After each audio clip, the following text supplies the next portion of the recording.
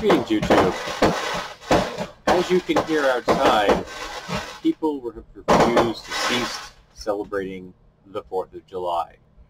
Not that I see any reason to celebrate the 4th of July myself, but other folks seem to. So I apologize for that. I can't control it. So it is what it is. So yeah. All right. So today I'm going to be talking about a random generator from the Donjon website, the site that is known for its random generators. In fact, if you look, if I'm looking at the page right now, let me get this camera out of my way, my screen out of my way. We have generators for AD&D, D20/fantasy. That's the category I'll be working under today. Microlight 20, Pathfinder, 4th edition, 5th edition, weird fiction, science fiction, and then an appendix. And these random generators can be really useful if you find yourself stuck in a rut or you just can't get an idea onto the page. These can help. So hopefully they'll let me have enough time that I can do this. Let's find out. So we have a generator for essentially plots, like adventure idea plots. And there's 10 here. And these are just the ones that came up when I opened the page. I didn't pick and choose these or anything. These are just the ones. I read a couple of them, but I haven't read all of them. So let's see what they've got, and let's see what we can come up with for ideas. A merchant named Ared seeks a company of adventurers to discover who is murdering his peers and why. Now that's interesting. So if he's a merchant, his peers are also merchants. Now, merchants are often within guilds, so this could be a guild thing going on here. This could be an organized crime thing, and as in like some organized crime group is trying to put pressure on a guild or all the guilds to squeeze them out of a market or to get more extortion out of them. Boom, boom, boom, boom, boom.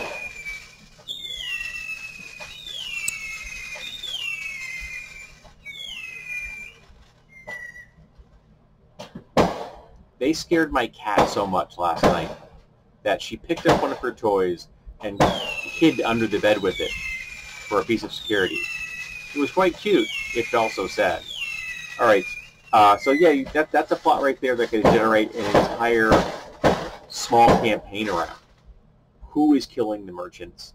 And what is their goals? Maybe it's an illithid that has a particular taste in the brains of merchants. 2, a priest named, oh, this is a random name, Dezasayan, that's a weird one, seeks a company of adventurers to rescue the dwarven city of Sharbola from Mama, M-A-M-M-A, the vampire tyrant. Now, that's kind of cool. So we have a vampire tyrant who is oppressing and attacking a dwarven community, and a priestess or priest who is probably, of the dominant religion, or at least a member of the dwarven pantheon, has hired the adventurers to go in and there to help them. Now, why is this priest hiring the adventurers?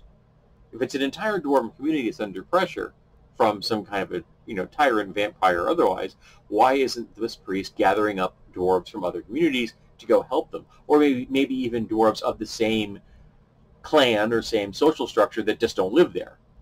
It's like, there are different boroughs in New York, but if you said that one borough was being attacked by someone, you'd probably be able to get people from the other boroughs of New York to help. So why isn't this priest able to get dwarves to help this community? Therein lies a really great question. Smart players will ask that question. 2, a cryptic noblewoman named Varas seeks a company of adventurers to escort a valued family heirloom safely to the town of Kebruk. However, the party must complete the quest without leaving any trace of their involvement. That's going to be hard for some types of characters. For example, a lawful good champion may not be able to blend in. Not only are they bad at subterfuge, but if they see things going on that they can't tolerate, they're going to have a really hard time of not preventing their presence being known. A barbarian is going to have a really hard time doing their job without raging and us making themselves really, obvious. So this would seem to be an adventure idea really tailored for a certain kind of party, or playing against type, a very difficult adventure for a group not designed for this kind of adventure. So you got really two kinds of ways of going at this, and I foresee things going spectacularly bad. 4, a nobleman named Uncease seeks a company of adventurers to hunt down and capture the notorious highwayman known as the Hermit. Well, that's a nice. I like that. That's good. It's a good name. So that's interesting. There, it's not dead or alive. It's you need to catch that person and bring them back. And if they're a notorious highwayman, they probably have henchmen, or at least they have connections. Because if you're a highwayman, you're not stealing stuff to hoard it. You're stealing stuff to move it. And if you're stealing items from people, you have to have someone who's willing to buy those items. Otherwise, you don't get paid. Otherwise, you just get a bunch of stuff. You have to fence the stuff to get money, which is apparently what your goal is. That most people want money, which then allows them to buy influence and power, or at least physical personal comforts. So there's going to be some kind of a network connected to the Hermit, even though the name the Hermit implies someone who is a significant loner. So you could be looking at an anti-hero. Maybe it's a fallen champion. Maybe it's a ranger who's decided that they got sick of dealing with the job they had as protecting communities and things. They felt they were unloved, so they turned to the life of crime. Maybe it's a rogue that has a kind of a nature vibe, an outdoorsy vibe that got into this. Lots of things that you could do with this particular storyline. 5, a dwarf named Alfwar Eriksson. It's not bad, actually. Seeks a company of adventurers to hunt down and capture the... Oh, sorry, wrong thing. Seeks to find and explore the ancient ruins of the citadel of Bafa, the Adamant. However, his information is completely wrong. Ooh, oh, I like this one. So the dwarf says, I need you to go here and do this exploration for me. Why can't he do it? Maybe there's a good reason. Maybe he's got one leg. Who knows? And he's got a map, and he's all set. He's planned it out to the last to possible measure. Every I is dotted, every T is crossed, and he is absolutely wrong. Now, is he wrong because he's nuts? He's got delusions? Or is he wrong because the research he is basing it on is false, and he just didn't catch it was false? If you only have one reference to something and no others, you may not know the reference you are researching is bull.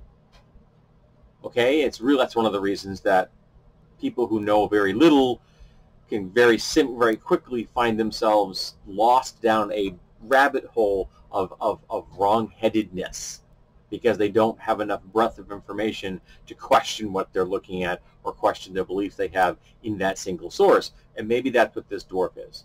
He has he's found some book, he considers it to be legitimate, to be like a bona fide piece of data of historical significance, and it's not.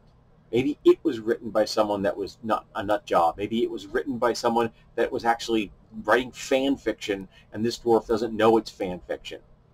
So maybe the ruins are real, or there are ruins, but they're not the ruins this guy thinks they are. So the party goes in there completely unprepared. For example, I am reminded of Bert Gummer in one of the Tremor movies, where he is unprepared for small targets, multiple small targets, because he thought he was going after big single animals, and he finds himself being swarmed by smaller creatures, and he finds himself completely out of ammo, something that has never happened to him before. He walked into a situation unprepared, even though he is normally highly prepared. So yeah, make sure the characters are really well prepared for the adventure that the dwarf is hired for them for, and they have everything they need for a place they're not going. A noblewoman named Lena seeks a company of adventurers to clear her name against a charge of murder. That's cool. I like that. It's simple, straightforward. She's been accused of something, being a noble person. She's able to be on her own recognizance. Word is escaping me how to pronounce it correctly. I apologize. No one's really concerned with her running away, maybe because she has deep connections to the community, and she's too moral to make a run for it. But she knows that she is innocent, and why is she being framed? And maybe she isn't being framed. Maybe she is just looking for patsies to prove that she is innocent, when in actuality she is not.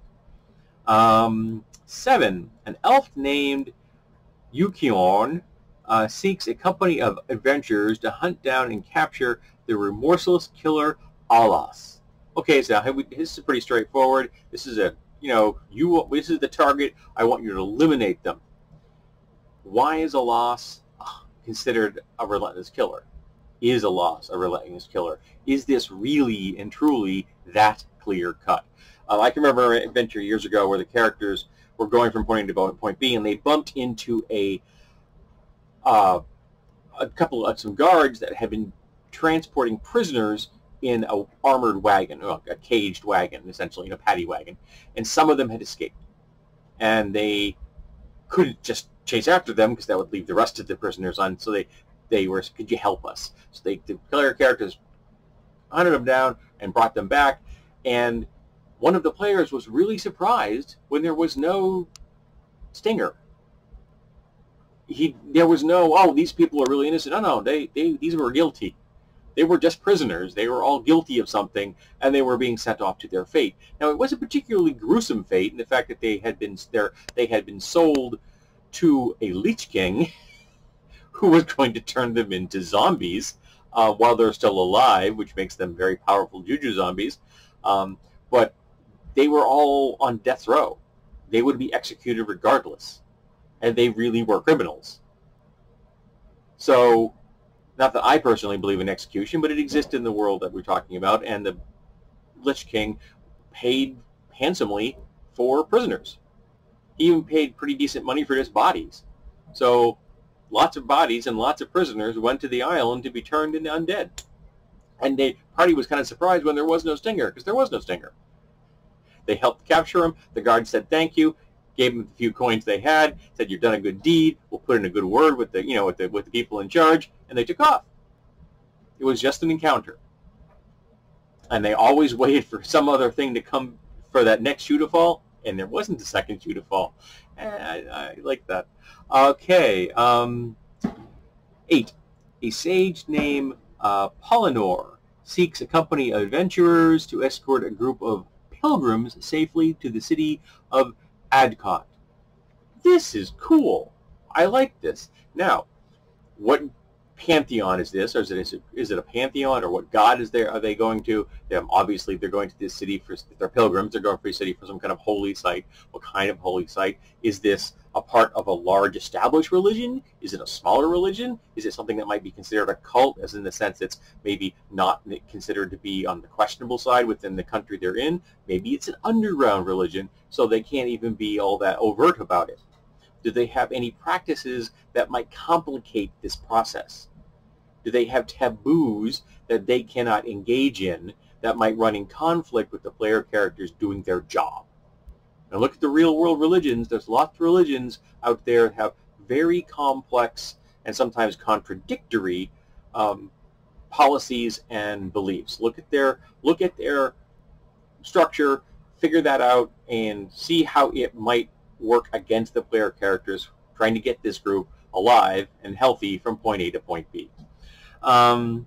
An arrogant priest named Axon, there are a lot of A's in here, seeks a company of adventurers to rescue the dwarven village of Nargilla from Nasiga, the demon princess.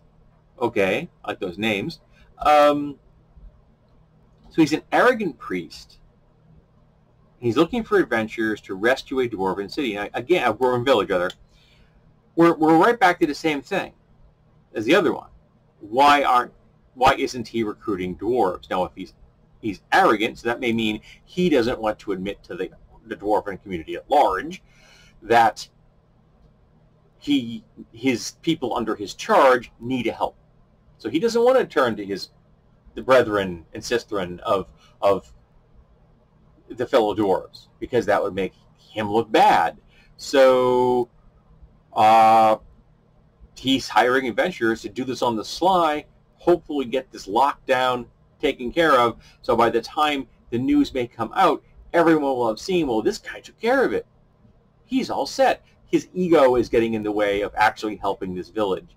He's actually trying, he's going to maybe save the village, but he would rather protect his own reputation than save the village. Okay? And he's using the adventurers as the fall guy. 9.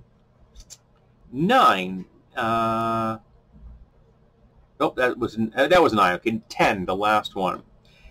A haunted elf named Ethor seeks a company of adventurers to recover and destroy an evil artifact from the ruins of Amar's Delve. However, the quest is a trap. Now, what's a haunted elf?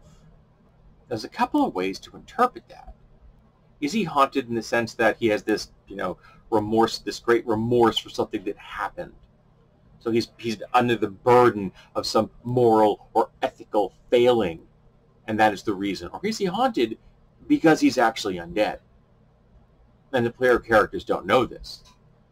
And he is sending them to their doom because, or her, sorry, no gender here, sending the party to the doom because they are connected to the artifact. They were killed by the artifact, and now they are enthralled to the artifact. Maybe they were trying to access the artifact and claim the artifact as their own, but like, an Infinity Stone, they didn't have the power to pull it off. Their ego was not strong enough for them to resist the artifact. The artifact takes them or just controls them. Maybe they're organic still and they're still corporeal. So maybe they are haunted because they are under the thrall of the artifact. Now, what kind of artifact is it? What does it do? Obviously, it has some kind of influence. And how do you destroy it? Would that be an end run around this whole process? Yes, there's a trap, but if you can destroy the artifact, maybe the party doesn't fall victim to the trap. But if they do fall victim from the trap, are they now in danger of becoming enthralled to that artifact and themselves becoming haunted shells of their former being and going out and causing the same problem, exponentially increasing the number of individuals out there that are bringing in victims for this thing? That could be quite cool. So again, this is all off the cuff. I have not really done any previous thinking about this. This is just the stuff that I was doing on the fly. But this is a way of showing how you could do adventure ideas and get yourself out of that stuck spot you might find yourself in, because we've all been there, by having some of these kind of generators like this. And I've used this site myself. It's a good site. It's very useful, particularly if you need a quick encounter or a treasure generator. These kind of things are great for generators. Treasure generators. I think I may do a treasure generator on this one just for fun, because I happen to really like those kind of things. That make a nice little video where I could talk about maybe what they come up with and what you do with it. But yeah, let's talk about random adventure ideas. Now, the ones I've just told you, how would you handle any of those? Go there, go to the site, give it a random poke, and see if you come up with any that really inspire you or you think are really quite interesting. And I hope you have more success pronouncing those names than I did.